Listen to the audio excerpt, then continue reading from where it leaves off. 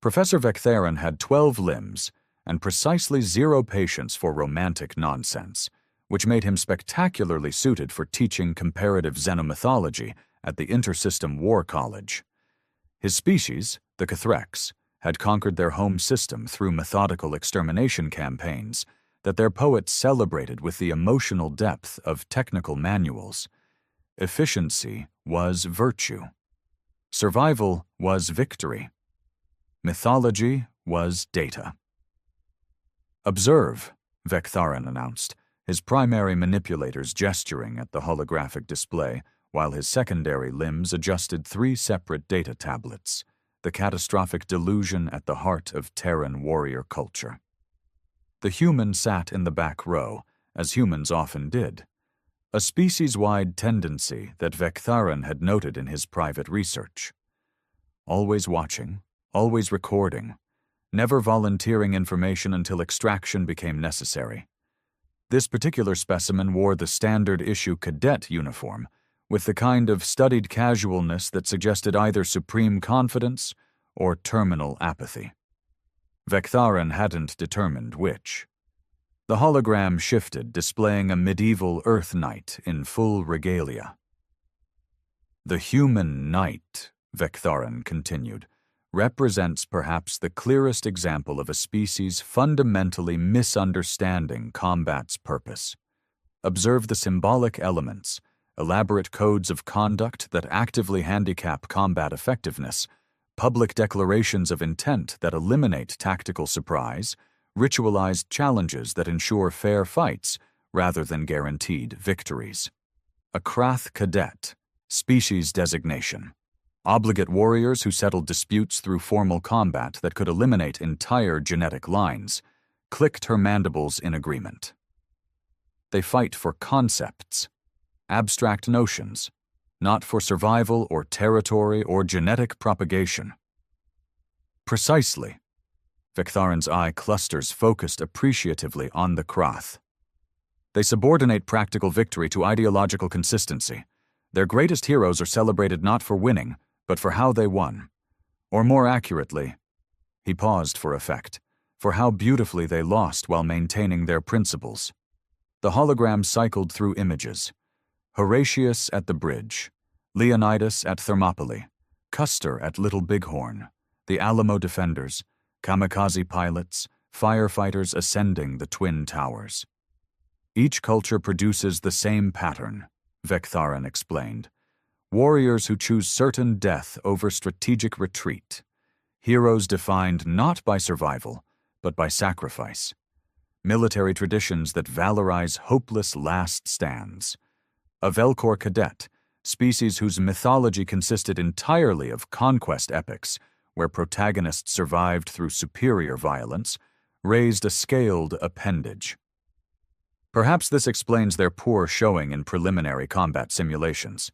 They're psychologically conditioned to lose. An oversimplification, but directionally accurate."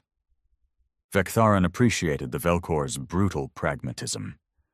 "Consider the Japanese samurai tradition, warriors who developed elaborate rituals around suicide, or the Viking berserkers, combatants who deliberately induced psychological states that made survival less likely. Human warrior culture consistently prioritizes aesthetic death over practical victory." The human in the back row continued taking notes, stylus moving across the tablet with mechanical consistency. No visible reaction, no defense of their species, just observation and documentation. "The mythological evidence is conclusive," Vectheron stated, manipulators spreading wide in a gesture of academic finality. "Humans romanticize losing. They've built entire civilizations around the notion that there are things more important than survival. Concepts like honor, duty, sacrifice. From a military perspective, this represents catastrophic strategic thinking. A Sithak Cadet, ambush predators whose legends celebrated perfect assassinations, hissed softly. Their heroes are all martyrs. Even their gods die for symbolic reasons. What kind of species worships dead deities?" One that fundamentally misunderstands power dynamics, Vektharan agreed. Which brings us to your assignment. He transmitted the essay parameters to all cadet tablets simultaneously. You will analyze human mythology to demonstrate why Earth's cultural programming renders its population unsuitable for effective military service. Minimum 5,000 words. Due next session. The Krath cadet was already sketching her thesis about genetic dead ends. The Velkor had begun cataloging human military defeats. The Sithak contemplated an entire section on how human warriors announced their presence instead of striking from concealment. The human simply saved the assignment parameters and closed the tablet. Questions? Vektharan asked, though he expected none. The material was straightforward, the conclusion obvious. Just one. The human spoke for the first time, voice carrying that peculiar flat affect that made Terran communication so difficult to parse. When you analyze mythology, do you consider what it reveals about survival strategies, or just combat tactics? Vektharan's primary eyes narrowed. Elaborate. Nothing urgent, just clarifying the scope for the essay. The human stood, gathering materials with efficient movements. I'll have it ready for next session. The other cadets filed out, already forming study groups to compare notes on human inadequacy. The human walked alone, as always, carrying that tablet full of observations that Vektharan suddenly found himself curious about. He made a note in his personal research file. Human Cadet 7749. Possible comprehension issues regarding assignment parameters. Monitor for academic intervention necessity. Then he dismissed it. Humans were soft thinkers, myth-addled romantics who'd been accepted into the War College only because the Intersystem Accord required diversity quotas. They'd wash out soon enough, retreating to their safer civilian sectors where they could indulge their peculiar obsession with noble failures and beautiful deaths. The hologram cycled back to its default display. A Cathrex general standing over conquered territory, all 12 limbs raised in geometric perfection, the very image of practical victory. Vektharan felt satisfied. Another lecture successfully delivered. Another generation of cadets learning to recognize weakness disguised as virtue. He had no idea he'd just assigned an essay that would rewrite the War College's entire threat assessment protocol. But then again, humans specialized in surprises that looked like surrender until it was far too late. The Academy's xenomythology database occupied 7 floors of the central archive, climate-controlled to accommodate everything from crystalline Zix memory matrices to the protein chain scrolls of aquatic species. The human had claimed a corner workstation in the comparative folklore section, where nobody ventured except during final examinations. 3 days into research, and the pattern had become unavoidable. The Krath chronicles were brutally simple. Warlord Theknor challenged Warlord Makresh for territorial rights. They fought. Theknor won. Theknor's genetic line continued. Makresh's ended. The story celebrated Theknor's superior technique and Makresh's clean death. No lingering, no waste, just efficient conclusion to a biological dispute. Every Krath myth followed identical structure. Victory meant continuation. Defeat meant extinction. The math was clean. The Velkor epics operated on grander scale but maintained the same logic. The conquest of the 12 moons detailed how Commander Zixtar systematically eliminated rival populations, secured resources, expanded territorial control. The narrative climaxed with Zixtar surveying conquered worlds from his command throne, surrounded by offspring who would perpetuate his dominance. Success measured in survival and proliferation. The Sithak oral traditions, translated into visual approximations since their original form, involved scent markers, described the perfect hunt of Saratha, who stalked her prey for 17 cycles, learning patterns, identifying weaknesses, then struck with such precision that her target expired before recognizing danger. The tale ended with Esratha consuming her kill, absorbing nutrients, growing stronger for the next hunt. Every species told the same fundamental story. Warrior encounters challenge. Warrior overcomes challenge. Warrior continues existing in improved state. Except humans. The human pulled up the Iliad again, this time reading Achilles' choice with new attention.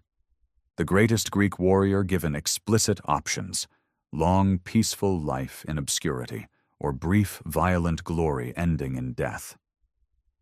Achilles chose the second without hesitation, then spent the entire epic engineering his own magnificent destruction while knowing exactly how it would end. Not a tragedy, a plan. The human opened a new file, fingers moving across the interface with increasing speed. Beowulf. Aging king who could have delegated dragon slaying to younger warriors, instead confronting the beast personally in what everyone recognized as certain death. The story celebrated not his victories, but his final sacrifice. His culture's greatest hero defined by his most preventable demise. Roland, at Roncesvalles Pass, refused to blow his horn for reinforcements until after the battle was lost, specifically so he could die in combat rather than retreat to safety.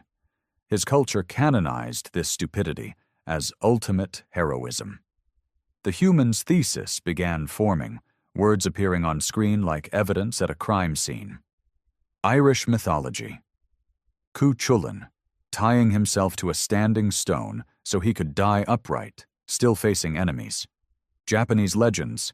47 Ronin committing ritual suicide after successfully completing their revenge, because the revenge mattered more than their survival. Norse sagas. Warriors literally seeking admission to an afterlife exclusively populated by those who died in battle. Valhalla as the universe's most exclusive club. Membership fee paid only in personal extinction. The database offered thousands more examples. Christian martyrs actively seeking execution. Buddhist monks self-immolating for political statements. Firefighters with protocols explicitly designed around acceptable casualty rates while saving strangers. Soldiers trained to throw themselves on explosive devices to protect nearby personnel.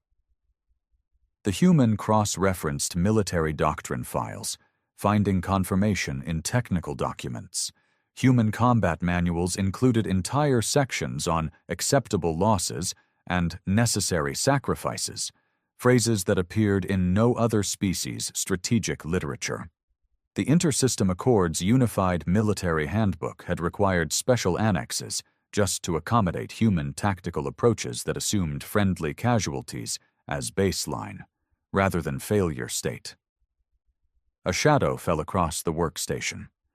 The Krath from class stood there, mandibles clicking curiosity. "You've been here for 3 cycles," she observed. "Struggling with the assignment?" "Just being thorough."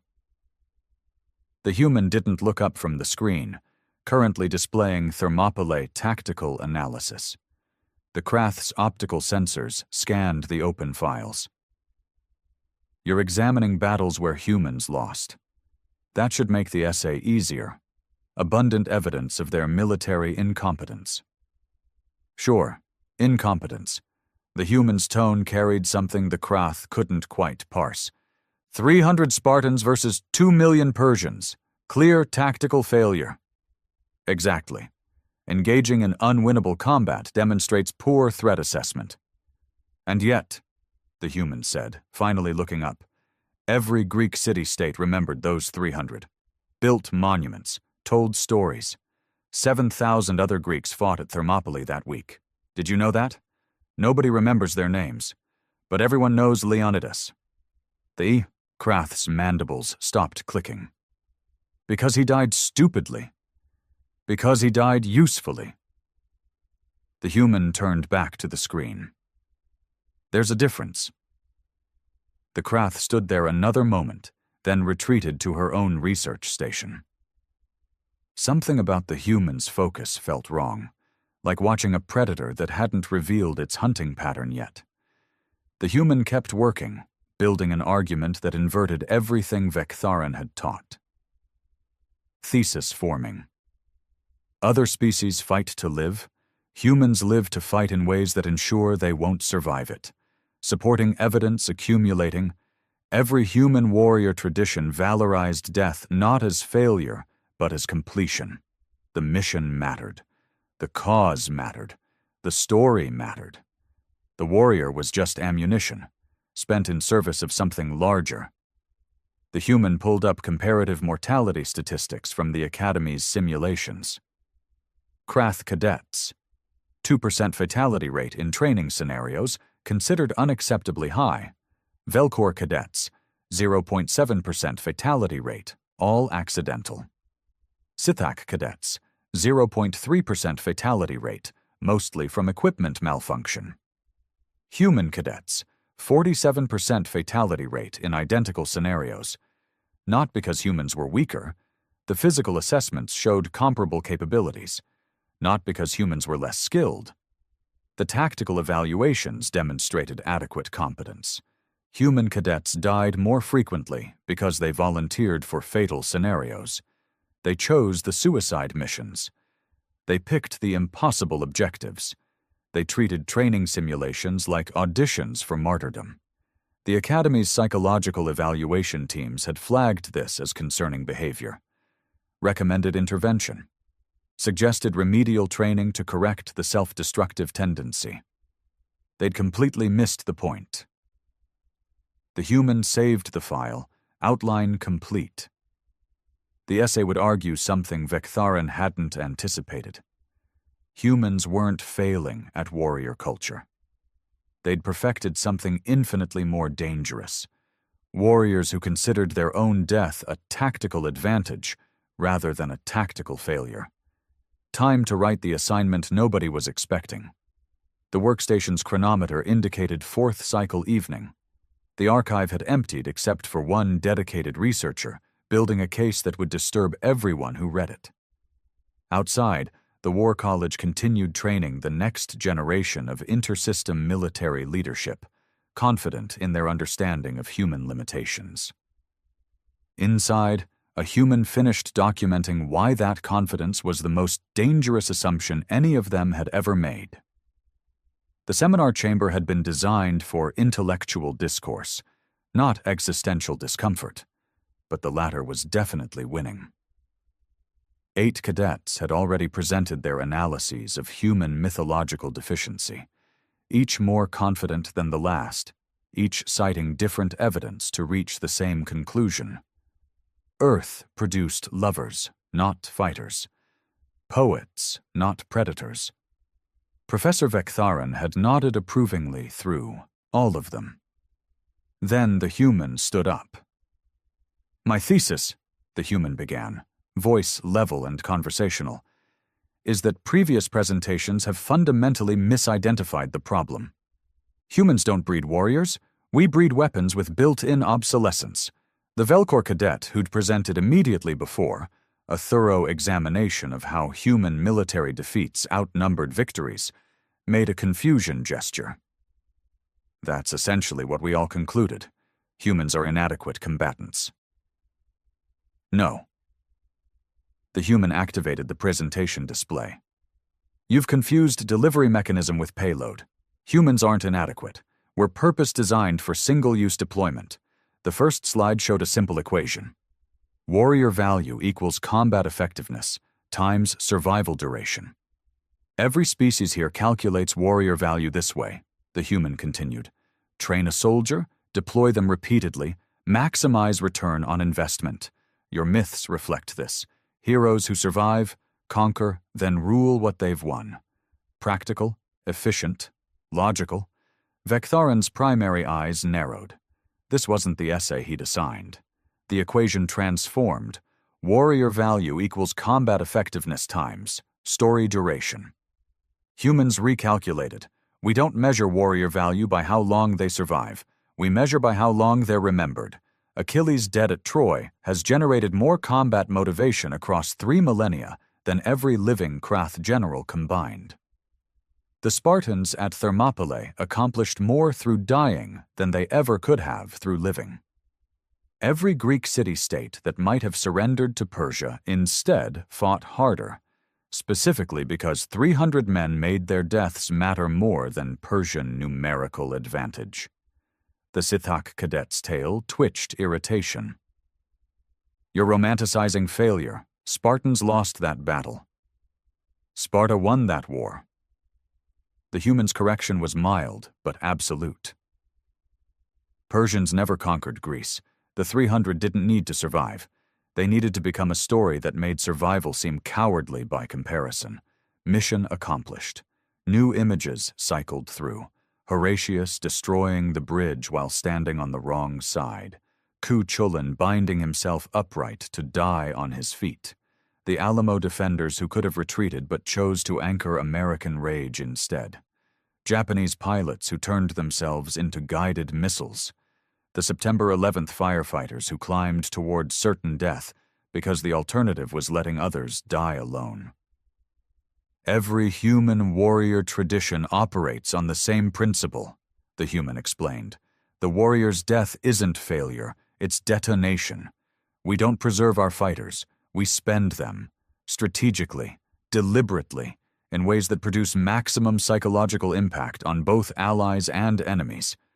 Vektharin found his manipulators had gone still. You're suggesting humans have weaponized martyrdom. I'm suggesting we perfected it. The human pulled up mortality statistics, the same data from the research, now presented as evidence rather than embarrassment.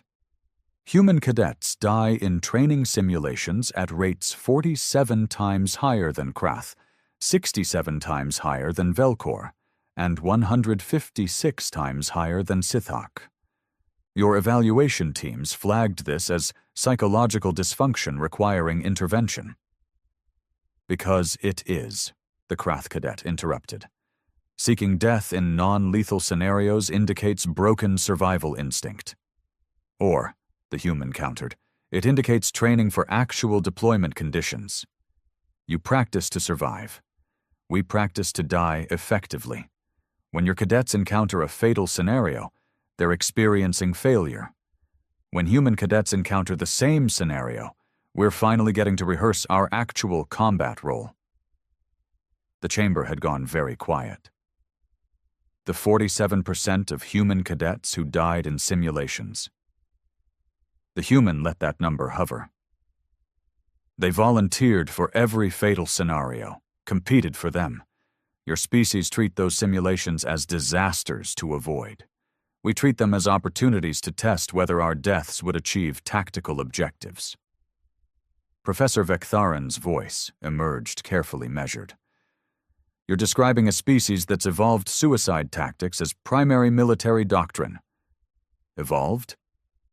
Number? Chosen? Absolutely. The human advanced to the final slide. A simple question. If humans are so weak, why do we keep winning wars we should lose? Vietnam. Technologically inferior force defeats galactic superpower through willingness to accept casualties that Americans eventually couldn't stomach watching. Afghanistan.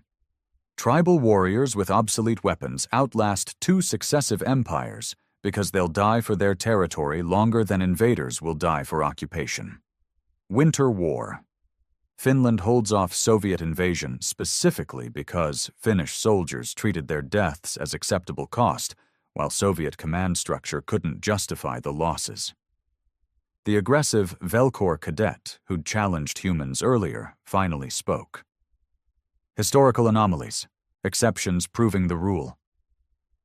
Then explain this, the human said quietly.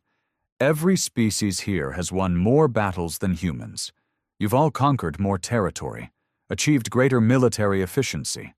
But when the Intersystem Accord formed and needed shock troops for the Kuvar suppression, the campaign everyone agreed was necessary, but nobody wanted to lead because projected casualties were unacceptable. Which species volunteered? Nobody answered. Humans sent 6 divisions.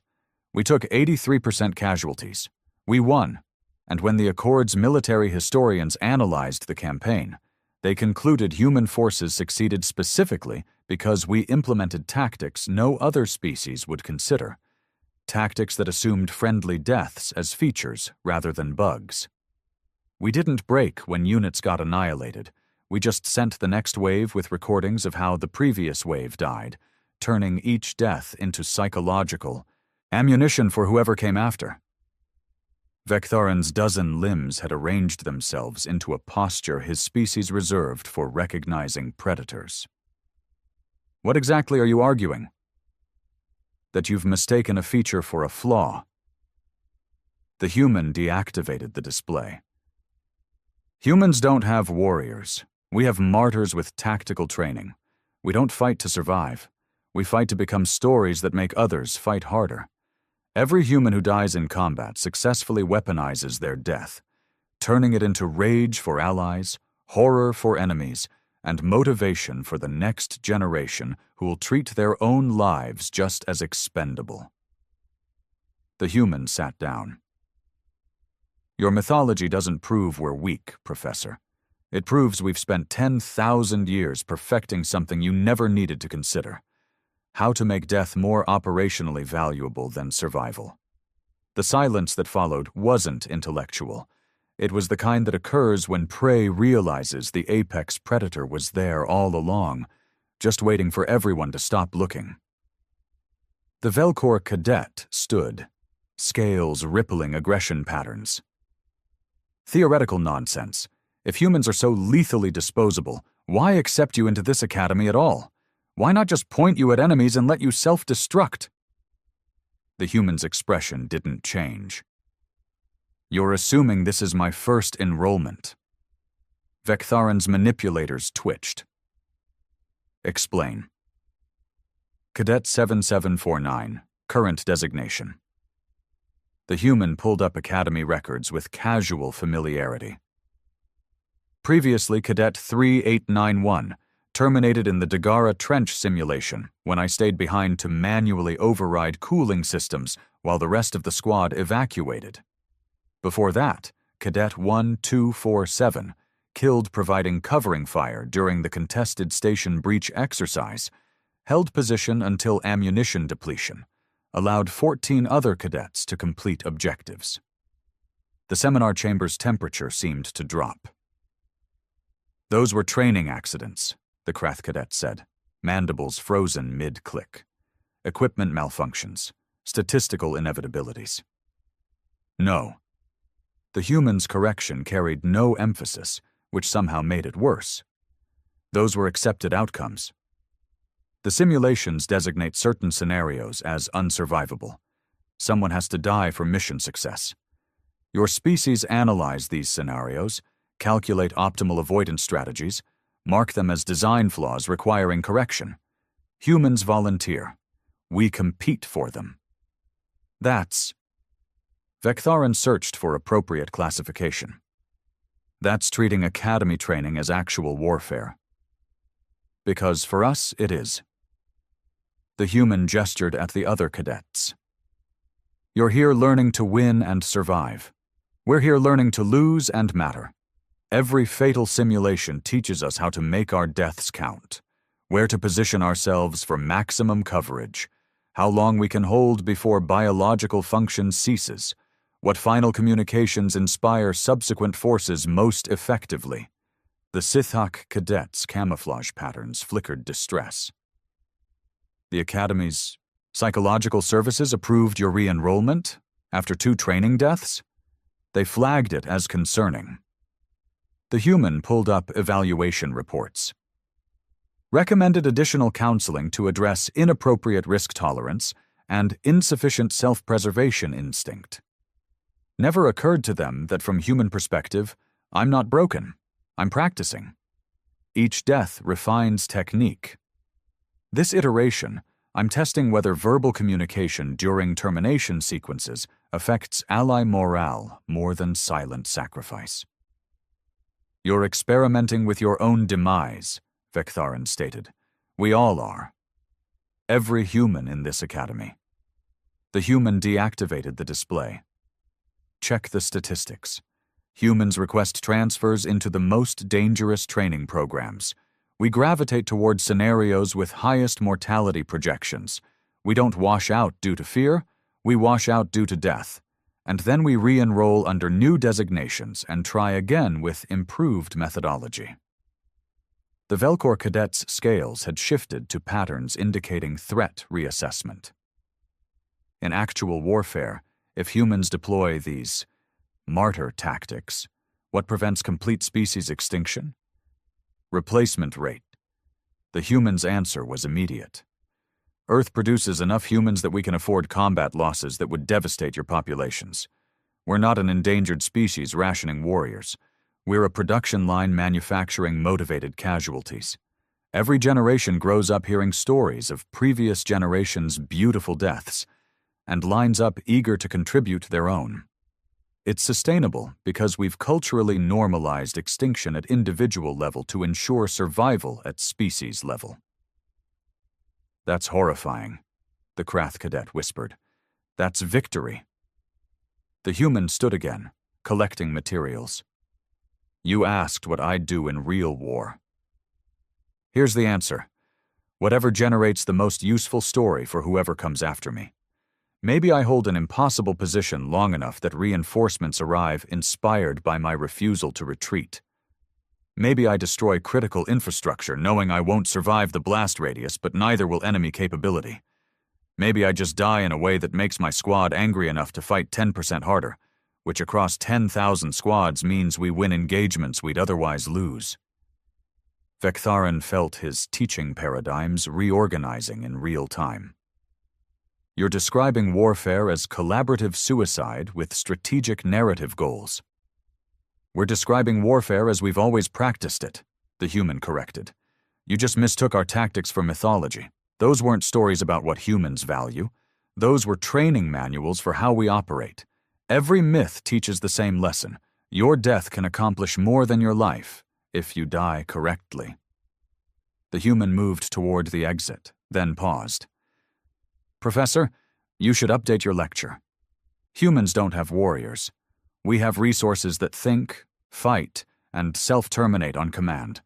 We've spent millennia refining ourselves into the perfect ammunition, smart enough to aim, strong enough to damage, and indoctrinated enough to detonate without hesitation. The door sealed behind the human cadet. For 17 seconds, nobody moved. Then Professor Vektharan began updating his files with trembling manipulators. The lecture would require complete revision. The xenomythology database needed new classification categories. The War College's threat assessment protocols had just discovered a species that didn't field soldiers. They fielded philosophically motivated ordnance that wrote poetry about its own deployment. The Krath cadet finally spoke. Should we report this to command? Vektharan considered the question. Report that humans had infiltrated the Intersystem's premier military academy not to learn warfare, but to practice dying effectively. That Earth's cadets treated fatal training scenarios as valuable rehearsals rather than preventable tragedies. That humanity's greatest military asset was their cultural willingness to become ammunition. No, he decided. We should pay attention. Humans aren't the students we thought we were teaching. Outside the seminar chamber, the War College continued its mission, preparing the next generation of intersystem defenders, training them in tactics, strategy, survival. And somewhere in those corridors, human cadets volunteered for every dangerous assignment, competed for every fatal scenario, and carefully documented which deaths produced the most operationally valuable stories. They weren't learning to fight. They were learning to detonate. And the truly terrifying part? They'd been doing it for 10,000 years, perfecting the art of tactical self-sacrifice, while everyone else was still trying to figure out why their mythology was so obsessed with beautiful endings. Vektharan looked at his updated lecture notes. Tomorrow he would teach a very different class, one that recognized what humans actually were, not failed warriors, but successful weapons who'd evolved consciousness specifically so they could aim themselves more accurately. The Academy had thought it was training humans. Turns out, humans were training the Academy to understand what happens when a species decides that individual survival is negotiable, but collective memory is sacred. And that made them the most dangerous thing in the intersystem. Not because they were strong, but because they were willing.